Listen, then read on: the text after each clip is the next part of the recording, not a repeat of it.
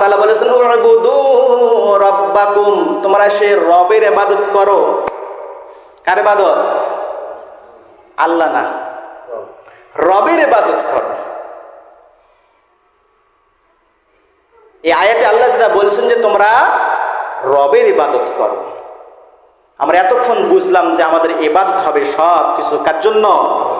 আমার দুনিয়ার আখিরাতের যত কাজ রয়েছে সব কাজগুলো হবে কার মর্জি অনুযায়ী? আল্লাহর মর্জি অনুযায়ী, তবে হবে এটা ইবাদত। আপনি যা কিছু করেন সেটা যদি আপনি আল্লাহ রসুলকে অনুসরণ করে করেন তাহলে আপনার অফিস টাইমটা হবে ইবাদত। ঠিক কিনা বলেন? আপনার জমিতে আপনি সারাদিন কাজ করছেন, রসুলের বিধান মোতাবেক করেন, সারাদিন জমির কাজটা আপনার ইবাদত হয়ে যাবে। ঠিক কিনা বলেন? বাড়িতে যদি ঘুমান, যদি রসুলের সুন্নাহ মোতাবেক ঘুমান, তাহলে সে ঘুমটা হবে ইবাদত। ঠিক কিনা বলেন?